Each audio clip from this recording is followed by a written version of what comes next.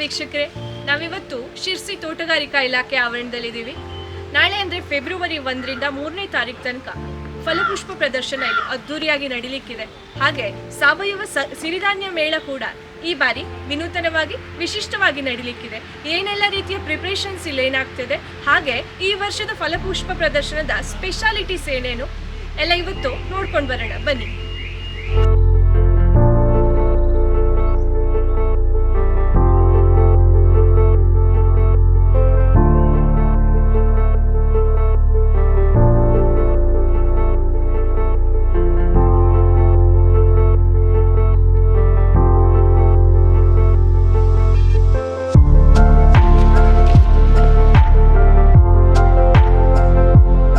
ನಮ್ಮ ಜೊತೆ ತೋಟಗಾರಿಕಾ ಇಲಾಖೆ ಜಂಟಿ ನಿರ್ದೇಶಕರಾದಂತಹ ಡಾಕ್ಟರ್ ಬಿ.ಪಿ. ಸತೀಶ್ ಅವರಿದ್ದಾರೆ. ಬನ್ನಿ, ಈ ವರ್ಷದ ಈ ಫಲಪುಷ್ಪ ಪ್ರದರ್ಶನಕ್ಕೆ ಪ್ರಿಪ್ರೇಷನ್ ಎಲ್ಲ ಹೇಗಾಗ್ತಾ ಇದೆ, ಹಾಗೆ ವಿಶೇಷತೆಗಳೇನೇನು ಅಂತ ಅವ್ರ ಹತ್ರ ಕೇಳೋಣ. ಸರ್, ಈ ವರ್ಷದ ಫಲಪುಷ್ಪ ಪ್ರದರ್ಶನಕ್ಕೆ ತಯಾರಿ ಯಾವ ರೀತಿ ನಡೀತಾ ಇದೆ? ನಮಸ್ತೆ ಮೇಡಮ್. ಈಗ ಈ ಫಲಪುಷ್ಪ ಪ್ರದರ್ಶನದ ತಯಾರಿ ನೀವು ಈಗ ನೋಡ್ತಾ ಇದ್ದೀರಿ. ಬಟ್ ಇದು ತಯಾರಿ ನಾವು 2 ತಿಂಗಳ ಹಿಂದಿನಿಂದಲೇ ಪ್ರಾರಂಭ ಮಾಡಿದ್ದೀವಿ. ತಿಂಗಳಿಂದಲೇ ಇಲ್ಲೆಲ್ಲ ಗಿಡಗಳನ್ನು ನಾಟಿ ಮಾಡಿ ಪ್ಯಾಕೆಟ್ಗಳಲ್ಲಿ ತುಂಬಿಸಿ ಅವನ್ನು ಬೆಳೆಸ್ತಾ ಇದ್ದೀವಿ. ಸುಮಾರು 17,000 ವಿವಿಧ ಜಾತಿಯ ಹೂವಿನ ಗಿಡಗಳನ್ನು ನಾವು ಈಗಾಗಲೇ ಬೆಳೆಸ್ತೀವಿ. ಇದು ಪ್ರಾಥಮಿಕವಾದಂಥ ತಯಾರಿ. ಆನಂತರ ಈಗ 1 ವಾರದಿಂದ ನಾವಿಲ್ಲೆಲ್ಲ ನಮ್ಮ ಸುಮಾರು 2 ಎಕರೆ ಆವರಣ ಇದೆ. ಆವರಣನ ಸ್ವಚ್ಛ ಮಾಡಿದ್ದೀವಿ. ನಂತರ ವಿವಿಧ ಕಲಾಕೃತಿಗಳನ್ನು ಮಾಡ್ತಾಯಿದ್ದೀವಿ. ಅದಕ್ಕೆ ಹೂವಿನ ಗಿಡಗಳನ್ನು ಮಾಡ್ತಾಯಿದ್ದೀವಿ. ಈ ವರ್ಷ ನಮ್ಮ ಪ್ರಮುಖವಾದಂಥ ಕಾನ್ಸೆಪ್ಟ್ ಅಂದರೆ ನಾರಿ ಶಕ್ತಿ ಅಂತ. ಮಹಿಳೆಯರು ನಮ್ಮ ದೇಶದಲ್ಲಿ ಈ ವರ್ಷ ವಿವಿಧ ಸಾಧನೆಗಳು ಮಾಡಿದ್ದಾರೆ. ಆ ಸಾಧನೆಗಳನ್ನೆಲ್ಲ ಬಿಂಬಿಸುವುದಕ್ಕೆ ಮತ್ತು ಅವರಿಗೆ ಒಂದು ಗೌರವ ಸಮರ್ಪಣೆ ಮಾಡೋದಕ್ಕೆ ಈ ವರ್ಷದ ಮುಖ್ಯವಾದಂಥ ಥೀಮ್ ಇಟ್ಕೊಂಡಿದ್ದೇವೆ. ಹಾಗಾಗಿ ನಮ್ಮ ಏನು ಆಪರೇಷನ್ ಸಿಂಧೂರಲ್ಲಿ ಮಹಿಳಾ ಸೈನ್ಯಾಧಿಕಾರಿಗಳು ತಮ್ಮ ಶೌರ್ಯವನ್ನು ಮೆರೆದಿದ್ದಾರೆ.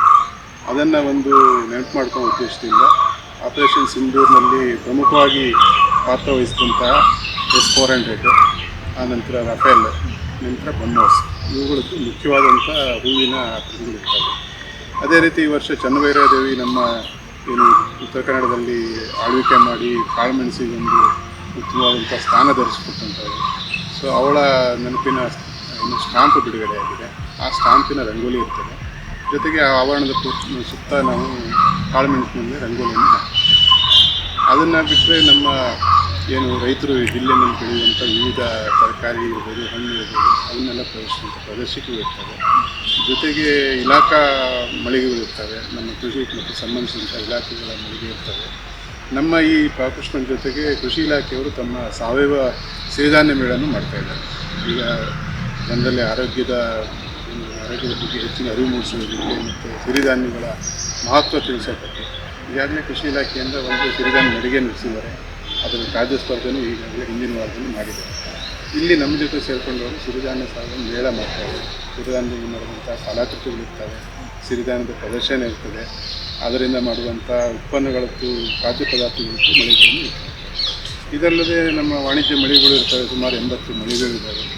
ಜೊತೆಗೆ ನಾವು ಇದರಲ್ಲಿ ಸ್ಪರ್ಧೆಗಳನ್ನು ಹಾಕ್ತೀವಿ. ಮಹಿಳೆಯರಿಗೆ ಪ್ರಮುಖವಾಗಿ ಕಾಳುಮೆಣಸಿನಲ್ಲೇ ಖಾದ್ಯ ತಯಾರಿಸುವಂಥ ಸ್ಪರ್ಧೆ, ಕಾಳುಮೆಣಸಿನಲ್ಲಿ ಆರತಿ ತಟ್ಟೆ ಮಾಡುವಂಥ ಸ್ಪರ್ಧೆ, ಆಮೇಲೆ ಪುಷ್ಪ ರಂಗೋಲಿ ಸ್ಪರ್ಧೆ, ಇದಿಷ್ಟು ಮಹಿಳೆಯರಿಗೆ ಸ್ಪರ್ಧೆಗಳಿರ್ತವೆ.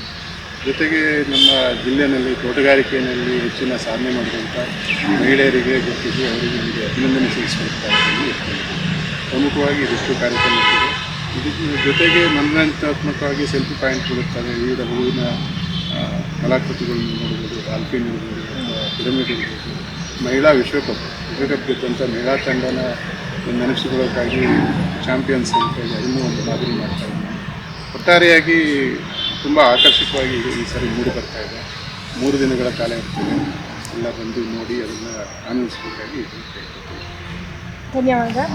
ಒಟ್ಟಾರೆಯಾಗಿ ಜನಕ್ಕೆ ಏನು ಹೇಳಕ್ಕೆ ಇಷ್ಟಪಡ್ತೀವಿ? ಈ ಒಂದು ಫಲಪುಷ್ಪ ಪ್ರದರ್ಶನ ಏನು ಹೇಳಕ್ಕೆ ಇಷ್ಟ? ಪ್ರಮುಖವಾಗಿ ತೋಟಗಾರಿಕೆ ಇಲಾಖೆ ಅಂದರೆ ನಮ್ಮೆಲ್ಲ ಕಾರ್ಯಕ್ರಮಗಳು ರೈತರಿಗೆ ಗ್ರಾಮೀಣ ಪ್ರದೇಶಕ್ಕೆ ಸೀಮಿತವಾಗಿವೆ. ಹೆಚ್ಚಿನ ಯೋಜನೆಗಳು ನಾವು ರೈತರಿಗೆ ಗ್ರಾಮೀಣ ಪ್ರದೇಶದಲ್ಲಿ ನಾವು ಅದನ್ನು ಅನುಷ್ಠಾನ ಮಾಡ್ಕೊಂಡು ಬರ್ತೀವಿ. ಈ ಮೇಳದ ಪ್ರಮುಖ ಒಂದು ಉದ್ದೇಶ ಅಂದರೆ ನಗರವಾಸಿಗಳಿಗೆ ತೋಟಗಾರಿಕೆ ಬಗ್ಗೆ ಒಂದು ಅರಿವು ಮೂಡಿಸೋದು. ತೋಟಗಾರಿಕೆ ಅಂದರೆ ಏನು, ತೋಟಗಾರಿಕೆ ಇಲಾಖೆ ಏನು ಕರ್ತವ್ಯ ಮಾಡ್ತೀವಿ ಅನ್ನೋ ಬಗ್ಗೆ ನಗರವಾಸಿಗಳೆಲ್ಲ ಅರಿವು ಮೂಡಿಸೋಕ್ಕೆ ನಾವು ಫಲಪುಷ್ಪ ಪ್ರದರ್ಶನ ಮಾಡ್ತೀವಿ. ಇದು ರಾಜ್ಯದ ಎಲ್ಲ ಜಿಲ್ಲೆಗಳಲ್ಲೂ ಮಾಡ್ತೀವಿ. ನಮ್ಮ ಲಾಲ್ಬಾಗ್ ಕೇಂದ್ರ ಕಚೇರಿನಲ್ಲಿ ವರ್ಷಕ್ಕೆ 2 ಬಾರಿ ಮಾಡ್ತೀವಿ. ಸ್ವಾತಂತ್ರ್ಯ ದಿನಾಚರಣೆ ಒಂದು ಗಣರಾಜ್ಯೋತ್ಸವದಲ್ಲಿ 2 ಫಲಪುಷ್ಪ ಪ್ರದರ್ಶನ ಆಗ್ತಿದೆ. ಜಿಲ್ಲಾ ಮಟ್ಟದಲ್ಲಿ ಆ ಜಿಲ್ಲೆಯಲ್ಲಿ ಯಾವುದಾದ್ರೂ ಏನು ಮುಖ್ಯವಾದಂಥ ಕಾರ್ಯಕ್ರಮ ಇರ್ತದೆ ಹೊಂದಾಣಿಕೆ ಮಾಡುವಂಥ ಈ ಸಂಪ್ರದಾಯ ಬೆಳೆದಿದೆ. ನಮ್ಮಲ್ಲೂ ನಾವು ಕರಾವಳಿ ಉತ್ಸವದಲ್ಲಿ ಕೆಲಸ ಮಾಡಿದ್ದೀವಿ, ಆಮೇಲೆ ಬನವಾಸಿ ಉತ್ಸವದಲ್ಲಿ ಸೇರಿಸ್ಕೊಂಡು ಮಾಡಿದ್ದೀವಿ. ಯಾವುದೂ ಉತ್ಸವ ಆ ಟೈಮಲ್ಲಿ ಇಲ್ಲದೇ ಇದ್ದಾಗ ನಾವು ನಮ್ಮ ಇಲಾಖೆ ಆವರಣದಲ್ಲೇ ಮಾಡ್ತಾಯಿದ್ದೀವಿ. ಪ್ರಮುಖವಾಗಿ ಇದು ನಗರವಾಸಿಗಳಿಗೆ ಒಂದು ತೋಟಗಾರಿಕೆ ಬಗ್ಗೆ ಒಂದು ಅರಿವು ಮೂಡಿಸುವಂಥದ್ದು. ಜೊತೆಗೆ ನಮ್ಮ ರೈತರಿಗೂ ಸಹ ಇಲ್ಲಿ ಸಾಕಷ್ಟು ತಾಂತ್ರಿಕ ಮಾಹಿತಿಯನ್ನು ನೀಡ್ತೀವಿ. ಈಗ ಹೊಸ ತಂತ್ರಜ್ಞಾನಗಳ ಬಗ್ಗೆ ಮಳಿಗೆ ಇರ್ತದೆ, ಯಾಂತ್ರೀಕರಣದ ಹೊಸ ಯಂತ್ರಗಳ ಬಗ್ಗೆ ಮಳಿಗೆ ಇರ್ತದೆ, ಹೊಸ ರಾಸಾಯನಿಕಗಳ ಬಗ್ಗೆ ಮಳಿಗೆ ಇರ್ತದೆ. ಜೊತೆಗೆ ನಾವು 3ನೇ ದಿವಸ 2 ಗೋಷ್ಠಿ ಇಟ್ಟಿದ್ದೀವಿ. ಒಂದು ಎಲೆ ಚುಕ್ಕೆ ರೋಗ, ಪ್ರಮುಖವಾಗಿ ಜಿಲ್ಲೆನಲ್ಲಿ ಕಾಡ್ತಾ ಇರುವಂಥದ್ದು ಎಲೆ ಚುಕ್ಕೆ ರೋಗದ ನಿರ್ವಹಣೆ ಹೇಗೆ ಮಾಡಬೇಕು ಅನ್ನೋ ಬಗ್ಗೆ CPCRI ಇಂದ ವಿಜ್ಞಾನಿಗಳು ಕರೆಸಿ ಗೋಷ್ಠಿ ಮಾಡ್ತೀವಿ.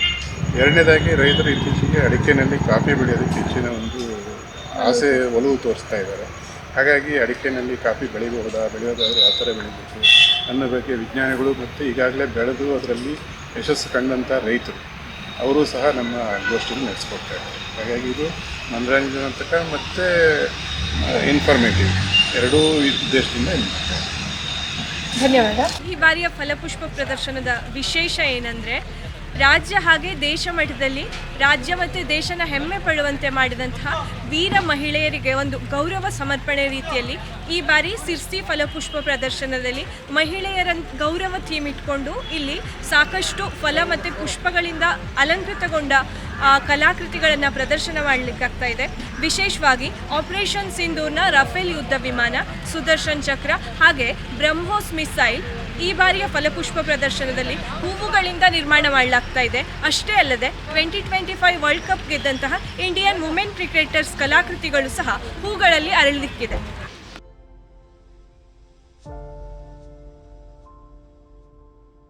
ಈ ವರ್ಷದ ಮತ್ತೊಂದು ಸ್ಪೆಷಲ್ ಅಟ್ರಾಕ್ಷನ್ ಅಂತಂದರೆ ಕಾಳುಮೆಣಸಿನ ರಾಣಿಯಾದಂತಹ ಚನ್ನಭೈರಾದೇವಿಯವರನ್ನು ಕಾಳುಮೆಣಸನ್ನು ಬಳಸ್ಕೊಂಡೇ ರಂಗೋಲಿ ಮೂಲಕ ಅವರ ಕಲಾಕೃತಿಯನ್ನು, ಅವರ ಭಾವಚಿತ್ರವನ್ನು ತೋರಿಸುವಂತಹ ಒಂದು ಪ್ರಯತ್ನ ಈ ವರ್ಷದ ಫಲಪುಷ್ಪ ಪ್ರದರ್ಶನದಲ್ಲಿ ಆಗಲಿಕ್ಕಿದೆ.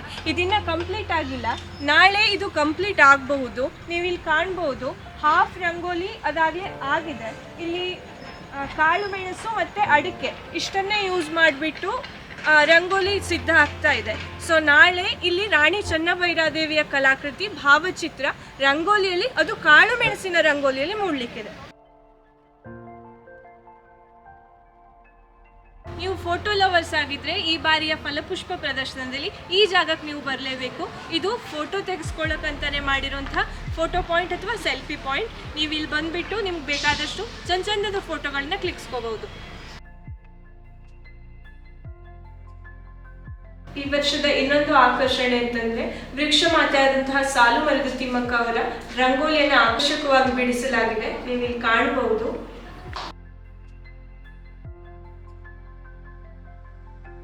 ಈಗ ನಮ್ಮ ಜೊತೆ ತೋಟಗಾರಿಕಾ ಇಲಾಖೆಯ ಹಿರಿಯ ಸಹಾಯಕ ನಿರ್ದೇಶಕರಾದಂತಹ ಸತೀಶ್ ಹೆಗಡೆ ಅವರಿದ್ದಾರೆ. ಅವ್ರ ಹತ್ರ ಈ ಒಂದು ಫಲಪುಷ್ಪ ಪ್ರದರ್ಶನವನ್ನು ಆಯೋಜನೆ ಮಾಡಲಿಕ್ಕಿರುವಂತಹ ಉದ್ದೇಶ ಏನು, ಹಾಗೆ ಅದು ಇಷ್ಟು ವರ್ಷಗಳ ಕಾಲ ಅವರ ಅನುಭವದಲ್ಲಿ ಯಾವ ರೀತಿಯೆಲ್ಲ ನಡ್ಕೊಂಡು ಬಂತು ಅಂತ ಕೇಳೋಣ ಬನ್ನಿ. ಅಂದರೆ ಸರ್, ಈ ಫಲಪುಷ್ಪ ಪ್ರದರ್ಶನವನ್ನು ಒಂದು ಆಯೋಜನೆ ಮಾಡಲಿಕ್ಕೆ ಇರುವಂಥ ಉದ್ದೇಶ ಏನು? ನಿಮ್ಮ ಅನುಭವದಲ್ಲಿ ಯಾವೆಲ್ಲ ರೀತಿಯ ಫಲಪುಷ್ಪ ಪ್ರದರ್ಶನಗಳನ್ನು ಆಯೋಜನೆ ಮಾಡಿದ್ದೀವಿ? ಫಲಪುಷ್ಪ ಪ್ರದರ್ಶನ ನಾವು ತೋಟಗಾರಿಕಾ ಇಲಾಖೆಯಲ್ಲಿ ರೈತರಿಗೆ ಹೆಚ್ಚಿನ ಮಹತ್ವವನ್ನು ಕೊಟ್ಟು ಹೆಚ್ಚಿನ ಪ್ರಯೋಜನಗಳನ್ನು ಕೊಡ್ತೀವಿ. ಅದರ ತೋಟಗಾರಿಕೆಯಲ್ಲಿ ಇಷ್ಟೆಲ್ಲ ಅಭಿವೃದ್ಧಿಗಳು ತೋಟಗಾರಿಕೆಯಲ್ಲಿ ಆಗ್ತಾ ಇದೆ ಎನ್ನುವುದು ಸಾಮಾನ್ಯವಾಗಿ ನಗರವಾಸಿಗಳಿಗೆ ಅದು ಕಂಡುಬರೋದೇ ಇಲ್ಲ. ಅದರ ಗಮನವನ್ನು ನಗರವಾಸಿಗಳಿಗೂ ಅದರ ಮಾಹಿತಿಯನ್ನು ಒದಗಿಸಬೇಕು ಅನ್ನುವಂಥ ಒಂದು ದೃಷ್ಟಿಯಿಂದ ಹಾಗೂ ಜನರಿಗೆ ತೋಟಗಾರಿಕಾ ಇಲಾಖೆ ಏನೇನು ಮಾಡ್ತಾ ಇದೆ ಅನ್ನುವಂಥದ್ದು ಹೆಚ್ಚಿನ ಪ್ರಚಾರವನ್ನು ಕೊಡೋ ಉದ್ದೇಶದಿಂದ ನಾವು ಈ ಫಲಪುಷ್ಪ ಪ್ರದರ್ಶನವನ್ನು ಮಾಡ್ತಾಯಿದ್ದೀವಿ. ನಾವು 2008ರಿಂದ ಪ್ರತಿ ವರ್ಷ ಕರೋನಾ ಪೀರಿಯಡ್ನಲ್ಲಿ 2 ವರ್ಷ ಬಿಟ್ಟು ಮತ್ತೆಲ್ಲ ವರ್ಷವೂ ನಾವು ಫಲಪುಷ್ಪ ಪ್ರದರ್ಶನವನ್ನು ಇಲ್ಲಿ ಆಯೋಜಿಸ್ತಾ ಬಂದಿದ್ದೀವಿ. ನಾವು ಪ್ರದರ್ಶನ ಮಾಡುವಾಗ ಉಳಿದ ಕಡೆಯಲ್ಲಿ ಮಾಡುವ ಹಾಗೆ ಯಾವುದೋ ಇನ್ನು ಇಟ್ಟು ಏನೇನೋ ಸಂಬಂಧ ಇಲ್ಲದೆ ಇದ್ದ ವಿಷಯವನ್ನು ಇದು ಮಾಡೋದು. ಪ್ರತಿ ವರ್ಷವೂ ಒಂದೊಂದು ವಿಷಯಾಧಾರಿತವಾಗಿ ಇಟ್ಟುಕೊಂಡು ನಾವು ಫಲಪುಷ್ಪ ಪ್ರದರ್ಶನ ಮಾಡ್ತೀವಿ. ಕಳೆದ ಸಾಲಿನಲ್ಲಿ ನಾವು ಏನು ಮಾಡಿದ್ವಿ, ನಮ್ಮ ಉತ್ತರ ಕನ್ನಡ ಜಿಲ್ಲೆಯಿಂದ ಪದ್ಮಶ್ರೀ ಪ್ರಶಸ್ತಿ ಪಡೆದ ಸುಕ್ರಿ ಬೊಮ್ಮಗೌಡ ಇರ್ಬೋದು, ತುಳಸಿ ಗೌಡ ಇರ್ಬೋದು, ಹಾಗೆ ನಮ್ಮ ಚಿಟ್ಟಾಣಿ ರಾಮಚಂದ್ರ ಹೆಗಡೆಯವರು ಇರ್ಬೋದು, ಇವರ ಸಾಧನೆಗಳನ್ನು ಬಿಂಬಿತವಾಗಿ ನಾವು ಫಲಪುಷ್ಪ ಪ್ರದರ್ಶನವನ್ನು ಮಾಡಿದ್ವಿ. ಈ ಬಾರಿ ನಮಗೆ ಈ ಒಂದು ವಸ್ತು ಕಂಡು ಬಂದಿದ್ದು ನಾರಿ ಶಕ್ತಿ. ಈ ನಾರಿ ಶಕ್ತಿಯಲ್ಲಿ ನಮಗೆ ಮುಖ್ಯವಾಗಿ ಆಪರೇಷನ್ ಸಿಂಧೂರ್ನಲ್ಲಿ ನಮ್ಮ ಮಹಿಳಾ ಸೇನಾಧಿಕಾರಿಗಳು ಸಾಧಿಸಿದ ಸಾಧನೆಯನ್ನು ನಾವು ಜನರಿಗೆ ತೋರಿಸುವಂಥ ಒಂದು ದೃಷ್ಟಿಯನ್ನು ಇಟ್ಕೊಂಡು ಅದನ್ನು ಒಂದು ಕಡೆ ಬಿಂಬಿತಗೊಳಿಸ್ತಾ ಇದ್ದೀವಿ. ಅದರ ಜೊತೆಗೆ ನಮ್ಮ ಮಹಿಳಾ ಕ್ರಿಕೆಟಿಗರು ವರ್ಲ್ಡ್ ಕಪ್ಪನ್ನು ಗೆದ್ದರು. ಅದು ಒಂದು ಶ್ರೇಷ್ಠ ಸಾಧನೆಯಾಗಿದೆ. ಆ ಶ್ರೇಷ್ಠ ಸಾಧನೆಯನ್ನು ನಾವು ಪ್ರಚಾರ ಪಡಿಸುವಂಥ ಒಂದು ದೃಷ್ಟಿಯನ್ನು ಇಟ್ಕೊಂಡು, ಹಾಗೆ ನಮ್ಮ ರಾಣಿ ಚೆನ್ನಭೈರಾದೇವಿ ನಮ್ಮ ಉತ್ತರ ಕನ್ನಡವನ್ನು ಆಳಿದ 54 ವರ್ಷಗಳ ಕಾಲ ಉತ್ತರ ಕನ್ನಡವನ್ನು ಆಳಿದಂಥ ರಾಣಿ ಚೆನ್ನಭೈರಾದೇವಿ ಅವಳ ಹೆಸರಿನಲ್ಲಿ ಸ್ಟಾಂಪ್ ಬಿಡುಗಡೆಯಾಗಿದೆ. ಆ ಸ್ಟಾಂಪ್ ಬಿಡುಗಡೆಯಾಗಿದ್ದ ಒಂದು ನೆನಪನ್ನು ಎಲ್ಲರಿಗೂ ಉಳಿಸುವಂಥ ಒಂದು ದೃಷ್ಟಿಯಿಂದ ನಾವು ಅದರ ಜೊತೆಗೆ ಅವಳನ್ನು ಕಾಳುಮೆಣಸು ರಾಣಿ ಅಂತ ಕರಿತೀವಿ. ಅದಕ್ಕಾಗಿ ಈ ಬಾರಿ ಏನು ಮಾಡಿದ್ವಿ, ನಾವು ಕಾಳುಮೆಣಸಿನ ಸ್ಪರ್ಧೆಗಳನ್ನು ಏರ್ಪಡಿಸಿದ್ವಿ.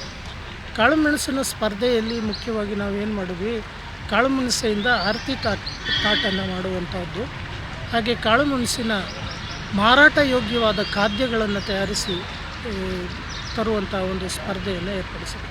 ಅದಲ್ಲದೆ ನಮ್ಮ ಜಿಲ್ಲೆಯಲ್ಲಿ ತೋಟಗಾರಿಕೆಯಲ್ಲಿ ತೊಡಗಿದಂತಹ ಮಹಿಳೆಯರನ್ನು, ಸಾಧಕಿಯರನ್ನು ಗುರುತಿಸಿ ಅವರಿಗೆ ಸನ್ಮಾನ ಮಾಡುವಂಥ ಒಂದು ಕೆಲಸವನ್ನು ಸಹ ನಾವು ಇದರಲ್ಲಿ ಮಾಡ್ತಾಯಿದ್ವಿ.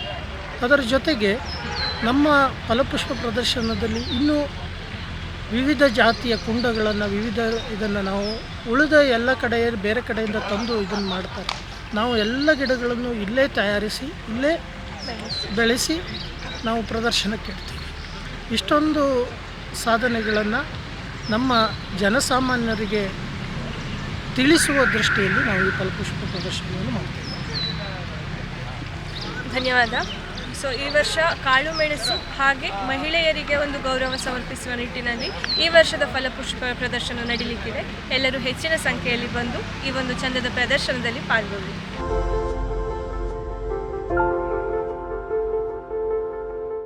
ವೀಕ್ಷಕ ಮಹಾಪ್ರಭುಗಳೇ, ನಮ್ಮ ಚಾನಲ್ ಅನ್ನು ಸಬ್ಸ್ಕ್ರೈಬ್ ಮಾಡಿ, ಶೇರ್ ಮಾಡಿ, ಪ್ರೋತ್ಸಾಹಿಸಿ.